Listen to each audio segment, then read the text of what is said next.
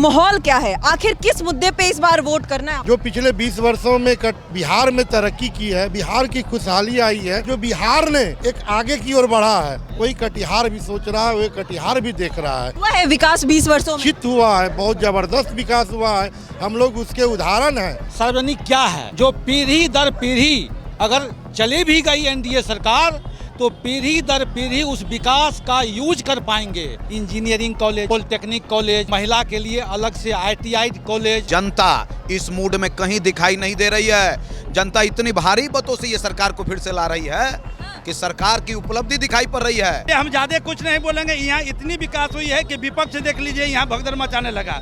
एक आध आदमी भगदड़ मचाने लगा, इसलिए समझ जाइए कि यहाँ जीत हमारी सुनिश्चित हो गई है। 2, 3, 4 नंबर के लिए ये लोग आपस में लड़ रहे हैं। हमारा कैंडिडेट जो है डिप्टी सीएम, जो पूर्व के डिप्टी सीएम तारकिशोर प्रसाद जी है, तो बहुत आगे हैं। नमस्कार, पॉलिटिकल अड्डा में आप सभी का बहुत बहुत स्वागत है। मैं हूं आपके साथ नेहा राय। हमारी मौजूदगी है अभी कटिहार जिले में। कटिहार जिले का ये कटिहार विधानसभा क्षेत्र है। आपको बता दें, कटिहार में 7 विधानसभा क्षेत्र है, जहां पे 4 विधानसभा क्षेत्र एनडीए के खाते में है, तो वही 3 महागठबंधन के खाते में है। लेकिन आखिर इस बार कटिहार के लिए क्या चुनौती है, जनता के लिए क्या मुद्दा है, आखिर किस मुद्दे पर इस बार का विधानसभा चुनाव होने वाला है? सीमांचल वालों के लिए जिस तरीके से बाढ़ बार बार मुद्दा बनाया जाता है, साथ ही साथ बाढ़ की वजह से जो पलायन होता है यहाँ पे, उसको लेकर विपक्ष बार बार सरकार को कटघरे में खड़ा तो करती है। लेकिन इस बार जो सरकार का संकल्प पत्र आया है, उसमें बाढ़ को रोकने की भी बात है, युवाओं के लिए रोजगार की भी बात है, उद्योग की भी बात है, कारखाने भी खुलेंगे बिहार में। ये तमाम जो संकल्प पत्र में बातें हैं, उन बातों पर जनता का भरोसा कितना है? एक तरफ एनडीए का संकल्प पत्र, दूसरी तरफ तेजस्वी यादव जो महागठबंधन में तेजस्वी का प्रण कह रहे हैं अपने घोषणा पत्र को। आखिर कटिहार की जनता किस पर अपना भरोसा जताने वाली है और इस बार बिहार में सीमांचल क्या सोच रहा है, ये हम जानेंगे आज कटिहार की जनता से। किससे शुरू है? सर, क्या नाम हुआ आपका? मेरा नाम प्रभाकर झा हुआ। यही कटिहार के मूल निवासी? जी, कटिहार के मूल निवासी हैं। क्या मुद्दा है इस बार, माहौल क्या है, आखिर किस मुद्दे पे इस बार वोट करना है आप लोगों को? मुद्दा एक ही है, बिहार के अंदर जो मुद्दा है विकास का मुद्दा, वही कटिहार के अंदर भी है विकास का मुद्दा। जो पिछले 20 वर्षों में बिहार में तरक्की की है, बिहार की खुशहाली आई है, जो बिहार ने एक आगे की ओर बढ़ा है, वही कटिहार भी सोच रहा है, वही कटिहार भी देख रहा है। जो पिछले हम 20 सालों से कटिहार को आगे बढ़ाए हैं, पुनः उसी बार इस कटिहार को आगे बढ़ाने के लिए सोच रहे हैं। हुआ है विकास 20 वर्षों में? निश्चित हुआ है, बहुत जबरदस्त विकास हुआ है, हम लोग उसके उदाहरण हैं। पिछले 20 सालों में कहाँ तक बिहार, और आज 20 सालों में कटिहार कहाँ है? जरा आप चल के आई होंगी, आप जहाँ से भी चल के आओगे, आपको कहीं भी गड्ढा नहीं मिला होगा, रोड में कहीं जर्किंग नहीं मिला होगा। आप इतनी निर्भीक होकर पत्रकारिता कर रहे हैं, पहले के युग में इतनी निर्भीक होकर पत्रकारिता करना भी मुश्किल था। सबसे बड़ा मुद्दा है कि आज के दिन में सुरक्षा सबसे बड़ा मुद्दा है, वो सुरक्षा इस सरकार के माध्यम से मिला है। विधायक जी से कितना खुश हैं आप लोग? आखिर विधायक जी क्षेत्र में कितना काम किया? लंबे समय से आपके विधायक जी रहे हैं तारकिशोर जी, किस तरीके का कामकाज रहा है इनका? विधायक जी का जो कामकाज है, लोग केवल सिमट के रह जाते हैं कि हमारे खाते में कितना आया, लेकिन विकास उसको कहते हैं जो सार्वजनिक पब्लिक को जोड़ती है। सबसे पहले देख लीजिए सार्वजनिक क्या है, जो पीढ़ी दर पीढ़ी अगर चली भी गई एनडीए सरकार तो पीढ़ी दर पीढ़ी उस विकास का यूज कर पाएंगे। जैसे इंजीनियरिंग कॉलेज, जैसे पॉलिटेक्निक कॉलेज, जैसे महिला के लिए अलग से ITI कॉलेज, जैसे हाईवे। ये क्या है? एनडीए सरकार चली जाएगी लेकिन ये विकास जीवित रहेगा। अच्छा, आप लोग आम जनता है, ये तमाम जो कॉलेजेस की बात आप लोग कर रहे हैं, विपक्ष कहता है बार बार कि ये सिर्फ एक बिल्डिंग है, इमारत है, वो तमाम सुविधाएं अगर हम अंदर जाएंगे तो वो मौजूद नहीं है। आज भी शिक्षा के लिए लोगों को पलायन करना पड़ता है, स्वास्थ्य के लिए पलायन करना पड़ता है, रोजगार के लिए पलायन करना पड़ता है, फिर धरातल पर जो विकास चाहिए वो नहीं है। ये विपक्ष का लगातार आरोप है बिहार को लेकर। हम अपने घर की बात पहले कर लें। अगर घर में हम विकास करना चाहेंगे तो 3 दिन के अंदर संभव नहीं है, ठीक है? अगर आज बिल्डिंग खड़ी है तो उसके अंदर कल सब कुछ होना है, जिसके लिए यह सोच करके हम देख रहे हैं जिसने बिल्डिंग खड़ा किया उसी को अगर हम लाते हैं तो बिल्डिंग के अंदर सब कुछ संभव है, अदरवाइज संभव नहीं है संभव। अगर फिर से एक बार सरकार आती है, चाहते आप लोग आए? बिल्कुल आना चाहिए, देखिए, बिल्कुल आना चाहिए। भारतीय जनता पार्टी और एनडीए की सरकार पिछले 20 सालों से जो विकास की लकीर खींची है वो अगर किसी कारण से नहीं आएगी तो वो रुक जाएगा, अवरुद्ध होगा। लेकिन जनता इस मूड में कहीं दिखाई नहीं दे रही है।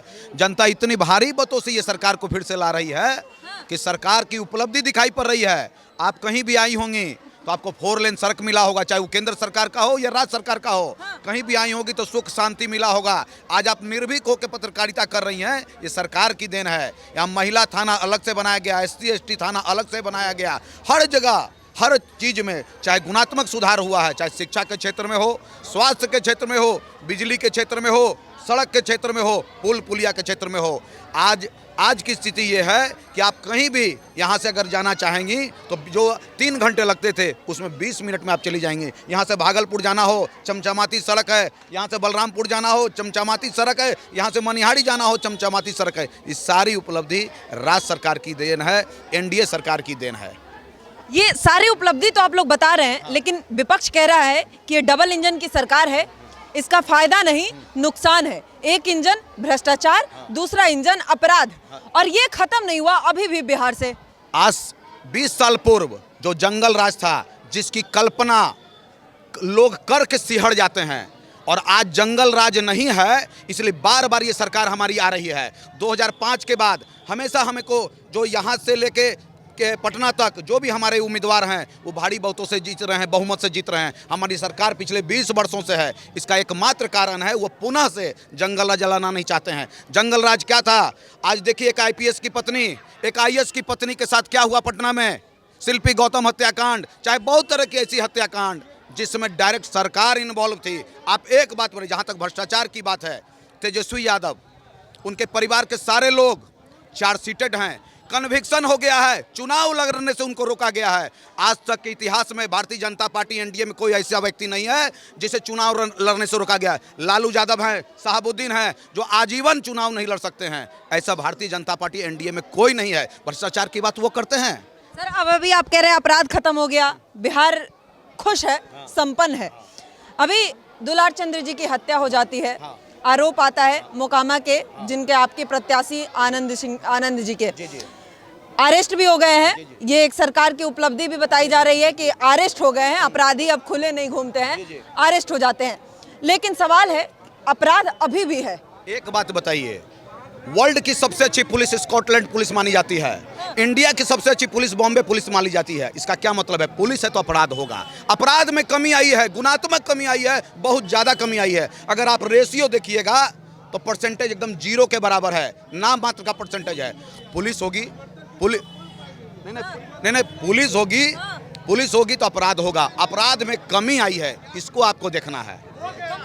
जब तक धरती है, जब तक धरती है, अपराध तो कुछ ना कुछ होगा। लेकिन 90% से घट करके अगर 1% हो जाए तो उसको क्या कह सकते हैं। लेकिन मैं कहता हूं, जब तक धरती रहेगा वो 1% जीरो नहीं हो सकता है, क्योंकि ये नेचुरल है। परसेंटेज कम हो गया है। लालू यादव बिहार के मुख्यमंत्री पद उनको छोड़ना पड़ा, अपनी पत्नी को मुख्यमंत्री बनाना पड़ा, उनको जेल जाना पड़ा, उससे भी वो सीख नहीं लिए। जब वो रेल मंत्री बने तो इतना अपराध किए, जो IRCTC मामला उनके पुत्रों पर, उन पर, उनके पूरे परिवार पर लगा हुआ है। वो अपराध करने में कमी नहीं कर रहे हैं, वो भ्रष्टाचार करने में आज भी कमी नहीं कर रहे हैं। उनका जो 17 महीने का, जिसमें वो डिप्टी सीएम थे, उनके भाई यहाँ आपको वन एवं पर्यावरण मंत्री थे, संजय गांधी जैविक उद्यान में उन पर आरोप लगा 90 लाख का मिट्टी बेच देने। ये लोग कभी बाज नहीं आएंगे। ये लोग अपराधी छवि के लोग हैं, अपराध करने वाले लोग हैं, भ्रष्टाचारी लोग हैं। और एनडीए में ऐसे कोई व्यक्ति नहीं है। हमारे लाल कृष्ण आडवाणी पर एक आरोप लगा, उन्होंने अपने पद से त्यागपत्र दे दिया। कहाँ तेजस्वी यादव प्याद दे दिए? कहाँ तेजस्वी यादव ने अपना त्यागपत्र दे दिया? आरोप है, बीजेपी का एजेंडा है, एनडीए का आरोप नहीं है। आप चार्जशीटेड हैं। आरोप लगना, चार्जशीटेड होना, कन्विक्शन होना, तीन चीज है। ये सारी चीज उनके यहाँ चल रही है, हमारे यहाँ आरोप नहीं है। अच्छा, आप आप लोग कह रहे हैं कि अपराध का परसेंटेज कम हो गया है, लेकिन विपक्ष कहता है परसेंटेज कम नहीं हुआ है, तरीका बदल गया है। कुछ लोगों का भी मानना है कि पहले जहां अपराध चाकू मारा जाता था, अब गोली मारा जाता है। पहले मार काट चोरी होती थी, अब पेपर के नीचे से भ्रष्टाचार होता है, टेबल के नीचे से लोग ले जाते हैं, किसी को पता नहीं चलता है। स्थिति अभी भी वही है, तरीका बदल गया है। देखिए, पड़ोसी है और पड़ोसी पड़ोसी में लड़ाई होगा, पड़ोसी पड़ोसी में लड़ाई होगा, सरकार क्या कर लेगा उसमें? दो भाइयों में लड़ाई होगा, उसमें सरकार क्या करेगा? अभी इस तरह की घटना हो रही है, अभी किडनैपिंग नहीं हो रही है, अभी जो है फिरौती नहीं मांगा जा रहा है, अभी भाई भाई में लड़ाई हो जा रहा है, ज़मीन का लेकर लड़ाई हो जा रहा है। इसमें अगर कुछ ऐसी घटना हो जा रही है तो वो सरकार नहीं रोक सकती है, लेकिन सरकार उस पर भी अच्छा कानून बना रही है। और नीतीश कुमार के सरकार में सुशासन की सरकार हुई। जहाँ तक बदलाव की आप लोग बात करते हैं, तो कटिहार में जो विकास हुआ है, इसी के साथ 2 जगह बदलाव हुआ है। दो जगह, विरोधी लोग ऐसे ही बोलते हैं, 2 जगह बदलाव हुआ। कदवा में बदलाव हुआ और बारसोई में बदलाव हुआ। यहाँ बदलाव होने के बाद क्या वो वेनिस हो गया, क्या वो पेरिस हो गया? यहाँ का जाके देखिए, आज भी वहाँ पर 6 महीना लोग नहीं जाते हैं, नाव चलता है वहाँ पर। और कटिहार का विकास देखिए, गली गली मोहल्ले में जहाँ पर है वहाँ पीसीसी सड़क बना हुआ है। हर जगह पर आप जाइएगा तो वहाँ पे आप देखिएगा कि स्ट्रीट लाइट लगा हुआ है, अंधेरा कहीं भी नहीं मिलेगा। रात में भी महिलाएं हमारी निकलती है, सुरक्षित है।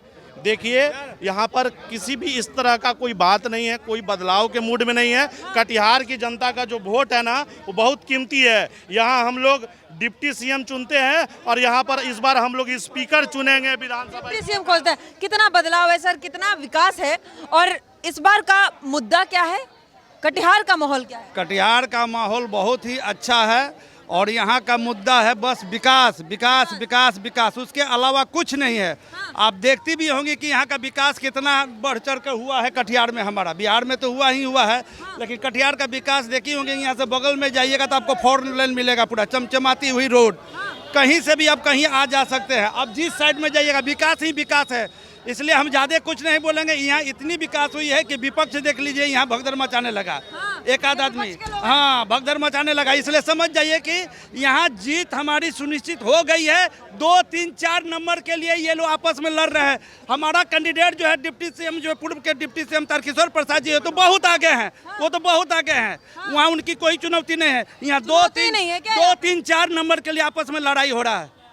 विपक्ष के लिए कोई चुनौती नहीं है, खुश है सरकार से?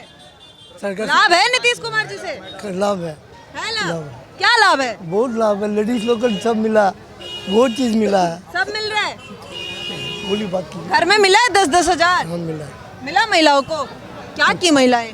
बिजनेस कर रहे हैं, बिजनेस हो जा रहा है 10 हजार में। हो रहा, करेगा, शुरू करेगा, शुरुआत है। फायदा है कुछ सरकार से? फायदा है, फायदा है। अरे इस सरकार में कुछ मिला ना भाई, इस सरकार में कुछ मिला ना। और सरकार में क्या मिला? और दूसरा सरकार में कुछ मिला था, कुछ हम लोग का 10 साल पहले कुछ ही मिला था। लालू राज को क्या मिला था? कुछ कदीमा मिला था हम लोग का। तेजस्वी यादव आपके बच्चे के भविष्य की बात कर रहे हैं। क्या मिला था? कुछ लालू राज में क्या मिला था? बिजली मिला था हम लोग का, कुछ मिला था हम लोग को। अब वो कह रहे हैं कि जनता अब अपने बच्चों के भविष्य के लिए हमें वोट दे, महागठबंधन सब आदमी हम लोग को नहीं चाहिए, वो सब आदमी दरकार नहीं है हम लोग का। 1 नंबर कॉलोनी में आने का काम ना, हम लोग बीजेपी छाप है, हम लोग फुल छाप, दूसरा छाप नहीं जानते हम लोग, दूसरा नहीं जानते हैं। ये कटिहार की जनता है और कटिहार में एक तरफा बीजेपी का माहौल दिख रहा है। पहले भी लंबे समय से यहाँ से तारकेश्वर जी हैं यहाँ के विधायक, और इस बार भी शायद जनता का मूड वही है। लेकिन बहरहाल ये सब अभी जनता का मूड है। ये सब बात अभी चुनाव में महज 4 दिन बाकी है। ये सब बात वोटों में कितना तब्दील होगा, क्योंकि ये बिहार की जनता है। रातों रात यहाँ मूड बदल जाता है, माहौल बदल जाता है और पूरा सियासी चहल पहल रातों रात बदल सकता है, क्योंकि ये बिहार है। आखिर इस बार का बिहार का नतीजा क्या होगा, किसका होगा राज तिलक, ये तो नतीजे के बाद ही पता चलेगा। फिलहाल आप क्या सोचते हैं, अपनी राय हमें कमेंट सेक्शन में ज़रूर बताइएगा। अभी के लिए धन्यवाद, देखते रहिए पॉलिटिकल अड्डा।